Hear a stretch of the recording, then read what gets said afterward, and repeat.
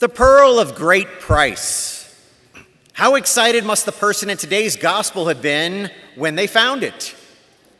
He immediately sells all that he has to go get it. Now, what's some of the earthly treasures that have society doing whatever it takes to get one? Who remembers people crashing through toy stores on Black Friday to secure a Tickle Me Elmo? Or how about the mad brawls over grabbing the last Hatchimal? Maybe that rare watermelon-colored Stanley. Just this morning, Target restocked their entire supply of Pokemon cards. It's going to be a racetrack in the parking lot after Mass. But no, I'm kidding on that one. They don't have any. But you saw the excitement bubble up, especially from the kids in here. Who also has maybe anxiously waited in the Ticketmaster queue to get Broncos or Taylor Swift tickets, celebrating like you just won the Super Bowl if you get lucky? Or what about when you watch your favorite team finally holding up the golden championship trophy? And all the Rockies fans here are looking at me confused like, wait, that's a thing? But here's the point. These small earthly treasures bring us temporary joy. What happens to these temporary pearls? The excitement fades. The toy is long gone or somewhere collecting dust. The must-see concert is just some faded memory. 6 months later, the sports fans are back to complaining and demanding we fire the GM. And this brings us to our point. There are much greater pearls and treasures than these. You see, the only treasure worth giving up everything for is a treasure that never fades, that is eternal. And when we really understand the value of that treasure, we don't stress over giving up everything for it. We aren't losing, we're gaining. There is only one pearl of great price, and that is the kingdom of heaven. It is the only thing worth giving up everything for. Now, along the path that leads to the kingdom, God left us some other valuable treasures to help us. Let's quickly look at just 3 of them. The family, hope and healing, and the Eucharist. And do we treat those treasures with the joy and respect they truly deserve, or do we leave them on a shelf to collect dust? First, consider the treasure that is the family. Pope Francis once said, "The family is the cell of society. It is a precious treasure to support and protect." And Catechism 2207 says, "The family is the original cell of social life. It is the natural society in which husband and wife are called to give themselves in love and in the gift of life." So do we treat this treasure the way it's supposed to be treated and with joy? If you're married, think about when you first met your spouse and fell in love. Go ahead, entertain that thought for just a second. Remember that moment. Were you not filled with joy? You were probably ready to give up everything for that person. Were they not your pearl of great price? And if you have kids, what about the first time you saw and held your newborn child? Let your mind go back there for a second. Do those memories bring back joy? You would have done anything for that child.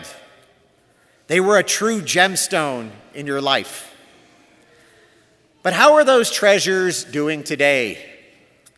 Are they a little dusty or forgotten? Maybe a little hard to deal with? It's hard to be a spouse, hard to be a parent, hard to be a child. Do we still look at our families with joy? In today's first reading, Solomon is told he can ask for anything, and he asks for an understanding heart. And you know what? God gives it to him. When it comes to our families, maybe we all should ask God for an understanding heart. Then, even when we make sacrifices for our family or go through some hard times, it can be done with joy.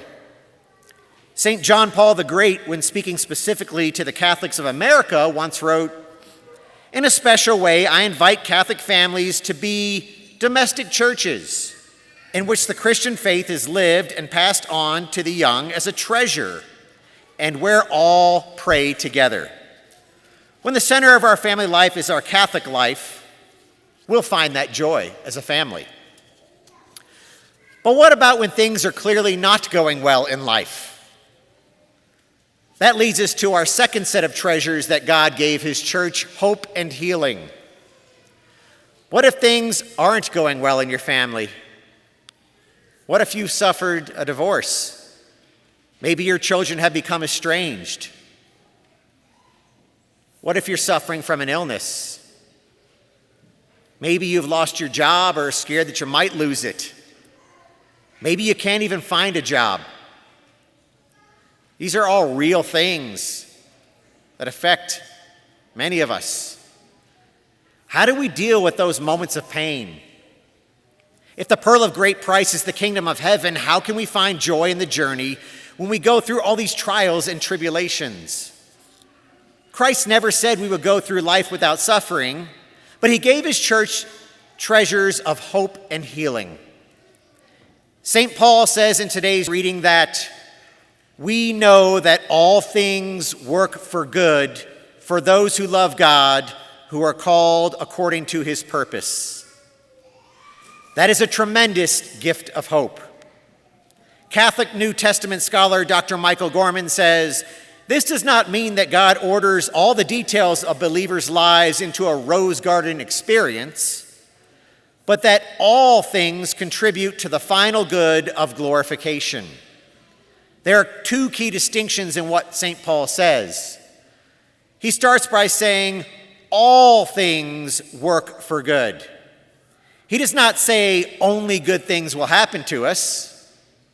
He is not denying bad things. Rather, he is saying that everything we go through, God will make work for our salvation. The second part of the sentence, though, is that all things will work for good for those who love God, who are called to his purpose. If we cannot have faith and find love for God, then in vain do we labor. If you're going through a period of suffering, come talk to somebody. Father, one of our Stephen ministers, or one of the various healing ministries. We are a church of hope and healing. Part of that healing is seeking reconciliation when we do have shortcomings. And Pope Leo recently said, the sacrament of reconciliation is a treasure of great mercy that is often not utilized because many believers are reluctant to go to confession despite their need for God's forgiveness. The sacrament of reconciliation is a tremendous treasure of healing Christ gives us. If you haven't gone in a while, trust me, you will leave with that sense of joy. A third treasure that Christ gave us is the Eucharist.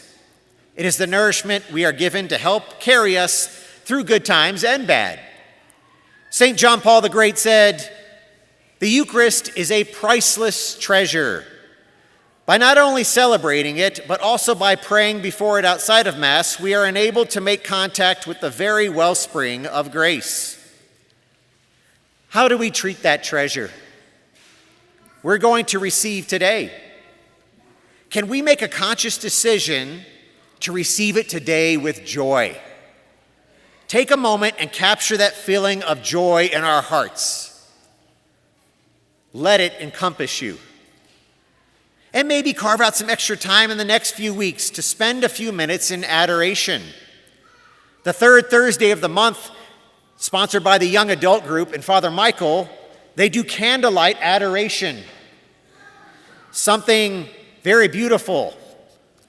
People who go to it say it was an experience that filled them with great joy. So I'd like to close this out with an invitation. Before Mass, many of you listened to the video from Chris Stefanik, a very nationally renowned Catholic speaker. He's coming October 20th for a program called Reboot, which is designed to help reignite that spark in our search for meaning, purpose, and joy. As Catholics, we know where to find the pearl of great price. The kingdom of heaven is at hand, and that should totally fill us with joy, and this program is designed to bring that back into focus. Now, the event tickets do cost money. It supports the ministry, and it's not for our parish. But don't let that be the reason you can't attend. Come find me if that's the case. And we are asking the question about free babysitting. I don't have that answer yet, but I know especially at this Mass there are a lot of people with children. But we would love for everybody in this parish to be able to attend, and we know that it's going to sell out. But whether you can do that or not, let's all do this together. Let's receive the Eucharist today and make it a point to walk out those doors with a sense of true joy, focused on heavenly treasures. The pearl of great price awaits us. That is awesome, and it's a reason for great joy.